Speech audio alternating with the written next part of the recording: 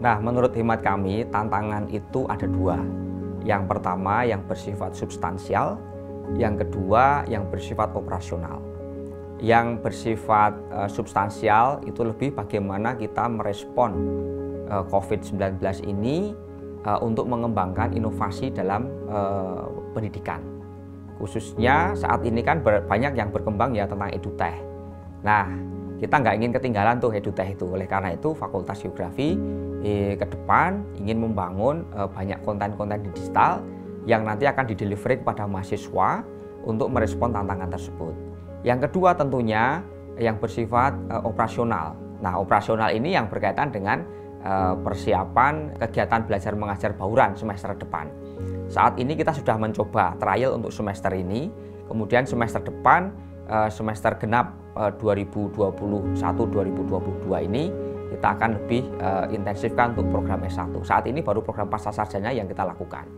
Nah, apa yang perlu kita siapkan? Tentu yang pertama adalah memastikan bahwa anak didik, mahasiswa, dan dosen dan seluruh sivitas itu aman dan nyaman untuk menjalani KBM Bauran, khususnya tentang prokes. Nah, karena itu kita menyiapkan segala infrastrukturnya, kemudian kita menyiapkan screeningnya dan seterusnya. Itu menjadi hal yang penting dalam pelaksanaan KBM Bauran. Karena kita tidak akan mungkin balik lagi ke pre-pandemic, yaitu semuanya full offline tidak akan mungkin untuk semester depan. Karena saat ini COVID walaupun landai, tetap kita harus waspada. Oleh karena itu persiapan ini yang kita lakukan semester ini untuk menghadapi KBM Bauran semester depan.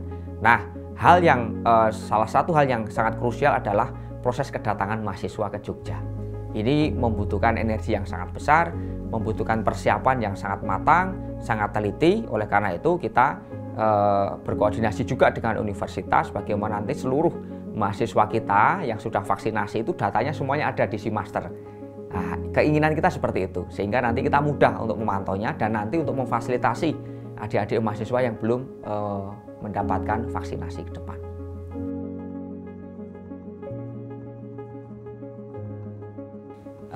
Tantangan pendidikan kita ya adalah bagaimana pendidikan di fakultas ini mampu merespon isu-isu strategis, isu-isu yang berkaitan dengan substansial tadi maupun isu-isu yang berkaitan dengan teknologi. Sekarang tantangan kita berubah. Indonesia itu negara besar dengan seluruh kekayaan alamnya, ya.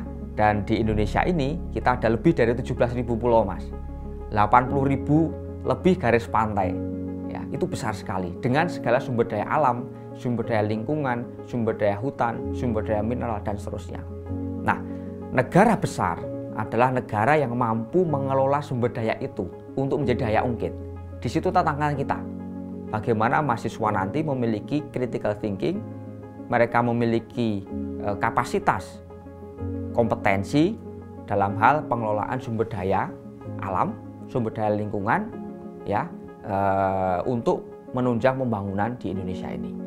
Tantangan kita di Indonesia ini adalah bagaimana mewujudkan atau mengimplementasikan investasi yang berkualitas. Ya, pemerintah sekarang ini pembangunan ekonomi menjadi salah satu sektor unggulan.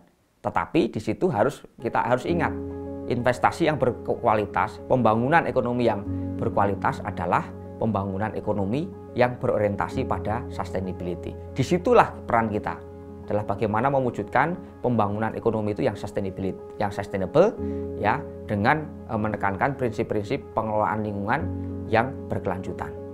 Itu tantangan kita di Indonesia. Yang kedua berkaitan dengan teknologi. Tentu ya negara besar seperti Indonesia ini kalau kita ingin bicara investasi ke depan harus memiliki data, informasi, teknologi dan sumber daya manusia dalam bidang apa? Dalam bidang geospasial. Apa saja itu? Remote sensing, GIS, Geo Artificial Intelligence, Geo Big Data dan seterusnya. Disitulah teknologi berperan sebagai tool dalam apa? Dalam mewujudkan tadi kedaulatan informasi dan data geospasial secara nasional. Itu perlu dilakukan. Kalau kita tidak memiliki data itu, ya tentunya investasi yang kita cita-citakan tidak akan tercapai. Jadi kita ingin membekali mahasiswa pada keterampilan abad 21, salah satunya adalah penguasaan teknologi tadi yang saya sampaikan.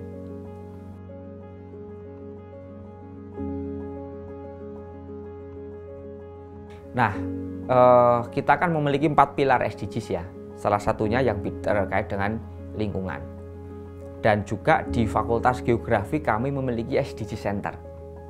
Kita memiliki SDG Center dan sekarang ini kami sedang merintis dan membangun laboratorium pembangunan berkelanjutan di Fakultas Geografi. Di bawah Departemen Geografi Pembangunan. Di situ kami sudah memiliki banyak aktivitas, yaitu kita memiliki seminar series. Sekarang ini sudah sampai ke 71 seminar series terkait dengan SDGs. Dan juga orientasi riset kita tahun 2022 itu akan kita cantolkan ke pilar-pilar SDGs tadi. Ada 17 ya indikator ya dalam SDGs. Nah, penelitian yang dilakukan oleh dosen di tempat kami dan juga mahasiswa kita cantolkan dalam pilar-pilar tersebut, dalam 17 indikator SDGs tersebut. Sehingga apa? Sehingga nanti seperti yang saya sampaikan sebelumnya bahwa pilar salah satunya pilar lingkungan ini menjadi hal yang sangat penting di dalam mewujudkan Sustainable Development Goals. Sebagai bagian dari EduTech, Fakultas Geografi berupaya untuk memperkaya digital content. Mengapa digital content ini perlu kita perkaya? Karena kita berharap bahwa mahasiswa ini akan belajar ya kombinasi, tentunya sinkronis dan unsinkronis, dan dia bisa belajar dari sumber belajar eksternal. Dengan memperkaya digital content yang ada di fakultas, maka kita berharap peran dosen itu bertransformasi. Pertama, dari knowledge delivery, ya, knowledge delivery itu bisa dilakukan secara asinkronus. Nah, ketika dia melakukan pembelajaran secara luring, maka peran dosen akan lebih pada transferring the values, mentransfer nilai-nilai dan menjadi partner di dalam diskusi. Itu tentunya akan lebih penting. Nah, oleh karena itu di dalam pertemuan luring yang kita merasakan pertemuan luring itu adalah sesuatu yang sangat mewah saat ini. Oleh karena itu benar-benar harus kita manfaatkan interaksi sosial antara dosen dan mahasiswa, engagement antara dosen dan mahasiswa itu terbangun di dalam pertemuan luring itu.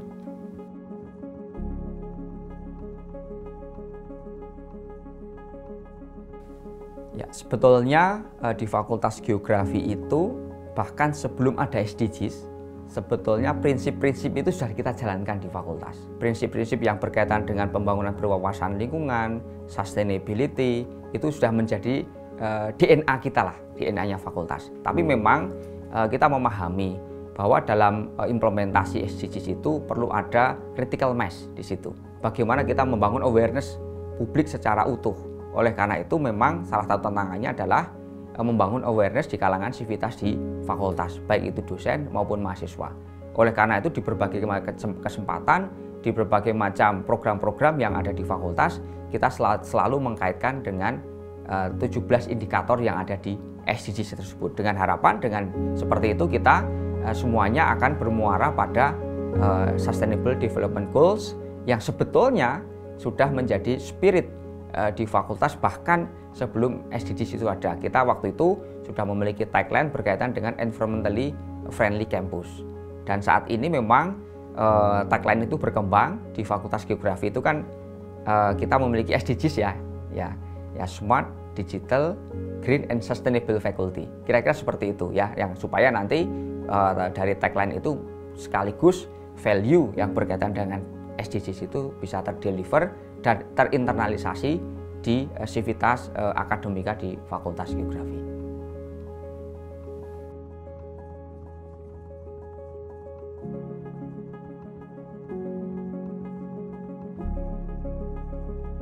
Baik, kalau kita bicara tentang pembangunan ekonomi, itu tidak bisa dilepaskan dari pembangunan sosial dan pembangunan lingkungan.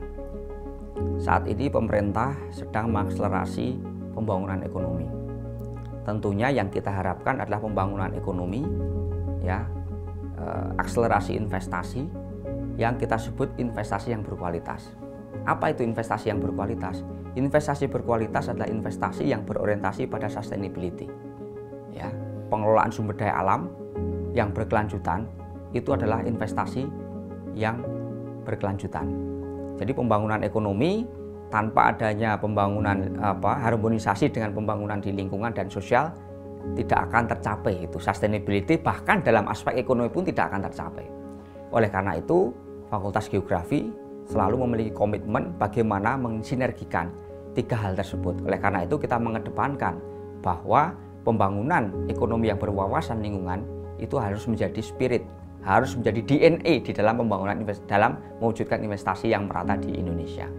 Kemudian yang kedua tentunya di dalam pembangunan berkelanjutan itu mewujudkan 3 hal tadi itu diperlukan sumber daya manusia yang berkualitas. Oleh karena itu, Fakultas Geografi sebagai bagian dari UGM itu memiliki tanggung jawab dalam hal mewujudkan SDM yang berkualitas, karena core business kita adalah core business akademik, pendidikan, ya, kemudian riset, kemudian pengabdian pada masyarakat. Bagaimana kita menghasilkan SDM yang tidak hanya memiliki knowledge, tidak hanya memiliki experience, tidak hanya memiliki skill, tetapi memiliki values.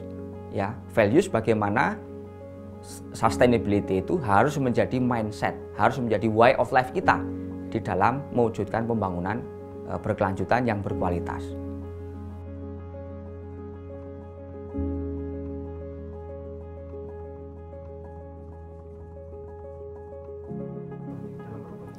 Baik, saat ini kita sedang melakukan relaksasi kurikulum. Pertama relaksasi kurikulum, yang kedua adalah sinkronisasi kurikulum antara S1, S2 maupun S3. Apa itu relaksasi kurikulum? Adalah relaksasi kurikulum yang memberikan ruang yang lebih besar kepada program studi untuk mengembangkan keterampilan pada abad 21 ini. Contoh misalnya literasi teknologi itu menjadi penting. Kemudian di dalam geografi saat ini di Fakultas Geografi mengembangkan yang kita sebut sebagai Geo AI, Geo Big Data, ya, Geo Artificial Intelligence itu menjadi bagian dari bagaimana kita merespon kebutuhan teknologi yang saat ini sudah ada di generasi saat ini. Nah, oleh karena itu di dalam relaksasi kurikulum itu bagaimana konten yang berkaitan dengan teknologi itu kita kedepankan. Nah, saat ini sebagai contoh misalnya dalam hal penyakit, ya, dalam hal penyakit kita dalam pandemi COVID ini tentunya salah satu penyebab, ya, salah satu trigger dalam meningkatkan jumlah orang yang menderita COVID adalah mobilitas. Nah, kita melalui teknologi komunikasi dengan data telco yang ada, kita bisa melakukan analisis keruangan secara dinamis. Pola-pola mana, wilayah-wilayah mana yang menjadi kantong-kantong persebaran COVID-19 itu didasarkan dari perilaku masyarakat. Nah, yang kedua, contoh dalam hal customized marketing misalnya, itu juga harus direspon oleh lulusan-lulusan kita dalam hal customized marketing dalam bisnis tertentu, mengapa kelompok demografi tertentu yang menjadi konsumen produk tertentu. Nah, ini juga menjadi perhatian kita ke depan.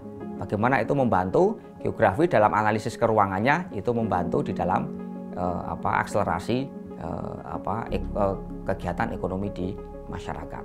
Hal lain juga dalam hal tadi misalnya bencana, ya, dalam hal bencana. Bagaimana setiap wilayah itu memiliki karakteristik bencana yang khas, tetapi masyarakatnya, cara merespon masyarakatnya terhadap bencana itu berbeda-beda.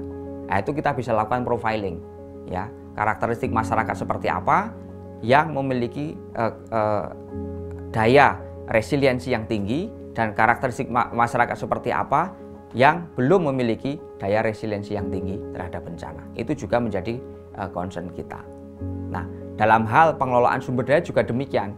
Ya, tadi saya sampaikan bahwa di dalam hal pengelolaan sumber daya, penggunaan teknologi ini harus harus kita kedepankan. Sebagai contoh, sekarang di dalam pertanian, dunia pertanian, bagaimana kita mampu untuk melakukan monitoring, ya, produksi pertanian secara efisien dengan menggunakan teknologi geospasial. Itu harus menjadi salah satu core di dalam kompetensi yang dimiliki oleh mahasiswa kami.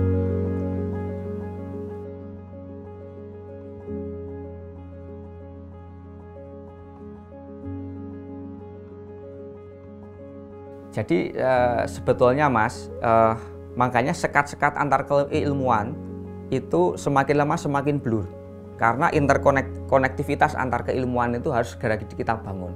Makanya kami dengan dekan-dekan di seluruh fakultas itu saling berinteraksi apa yang kita bisa kerjakan bersama. Sebagai contoh dalam bidang food security. Dalam bidang food security itu kan tentunya dalam mengidentifikasi lahan yang cocok untuk ditanam bagi komoditi tertentu itu perlu data spasial yang mumpuni, yang akurat dan yang lengkap. Betul ya? Yang kedua, contoh dalam hal sekarang ini kan pemerintah baru mengembangkan B30, B20, B30 untuk biodiesel. Tentunya pemerintah untuk itu ada pilihan sebetulnya. Pilihan apakah nanti agriculture for food atau agriculture for fuel untuk energi. Nah, itu kita kan punya keterbatasan lahan, mana yang kita akan dahulukan. Nah, oleh karena itu Fakultas Geografi sebetulnya bisa membantu dengan teknologi remote sensing-nya untuk memantau ini. Contohnya kemarin kan produksi sawit harus digenjot untuk B30 misalnya, untuk memenuhi B30. Sedangkan di level internasional kita kan di-ban oleh Uni Eropa karena berkaitan dengan apa? Sustainability. Ya kan, berkaitan dengan sustainability. Isu yang mereka ambil adalah sustainability. Oleh karena itu, alternatifnya adalah kita harus mandiri nih. Market dalam negeri harus dibangun. Tetapi hulunya juga harus dibangun. Nah, kami bisa membantu dengan Geo AI untuk apa? Untuk memantau. Bahkan produksi sawit setiap pohon itu ada ID-nya. Setiap pohon ada ID-nya, kemudian ada berapa produksi yang dihasilkan. Ada koordinatnya. Nah, dengan itu makanya apa? Pertanian yang presisi itu bisa kita lakukan dengan teknologi geospasial. Itu. Nah, saat ini juga kemarin Pak Presiden presentasi di Glasgow ya tentang COP26, dan sekarang kita juga menjadi presidensi G20. Nah, kita sebagai negara besar kita juga memiliki responsibility besar untuk menjawab tantangan global berkaitan dengan apa? Emisi karbon. Sedangkan kalau kita lihat tahun 2015 sebelum BRG sekarang jadi BRGM itu berdiri, tahun 2015 kita struggle tuh dengan kebakaran hutan dan lahan. Dan kita benar-benar disalahkan oleh dunia waktu itu bahwa kita penghasil polusi, penghasil karbon besar. Tapi kan Indonesia sebetulnya memiliki jebakan karbon yang besar. Tidak hanya di land, tidak hanya di lahan, tapi di laut, Mas. Kita memiliki 2/3 wilayah nasional kita itu adalah lautan.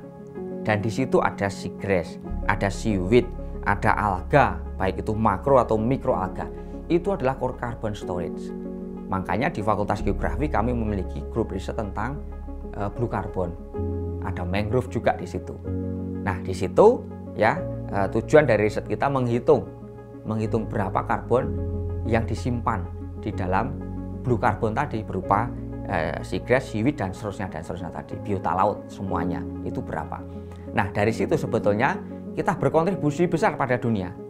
Tapi permasalahannya adalah kita belum memiliki data yang akurat. Kita belum memiliki metode yang sahih lah, kalau boleh saya katakan. Oleh karena itu kami dari Fakultas Geografi bekerjasama dengan beberapa instansi itu melakukan riset tentang blue carbon itu, dan saat ini kita baru mengembangkan metode dan model bagaimana melakukan assessment blue carbon tadi, carbon storage tadi di lautan yang ada di Indonesia. Ini tentunya nanti perlu kami berkolaborasi dengan teman-teman marine biology, dengan teman-teman di life science di Fakultas Biologi. Tentunya kontribusi di situ menjadi penting. Berkaitan dengan sustainability, salah satunya adalah yang berkaitan dengan biodiversity. Kita salah satu negara yang memiliki biodiversitas terkaya di dunia. Salah satunya adalah di Indonesia. Dan kita memiliki tanggung jawab besar untuk menjaga itu. Nah, sekarang ini teman-teman di Fakultas Biologi sedang mengembangkan tentang indeks biodiversity itu. Kami dari Fakultas Geografi bisa membantu bagaimana memetakan biodiversity itu. Baik itu tumbuhan maupun hewan, dan lokasinya di mana. Berorientasi pada lokasi tertentu, dan itu harus dipetakan secara spasial. Itu adalah untuk memproteksi biodiversity kita. Dalam hal penyakit ada dua macam, penyakit menular dan penyakit yang tidak menular. Yang penyakit menular tadi adalah pola-pola keruangan persebaran penyakit menular juga bisa kita baca dari pola keruangan tadi. Yang penyakit tidak menular misalnya, sekarang penyakit degeneratif. Bagaimana sih kelompok demografi tertentu yang rentan terhadap penyakit tertentu? Nah, kita bisa berkolaborasi dengan teman-teman FKKMK, dengan kesehatan masyarakat dan seterusnya.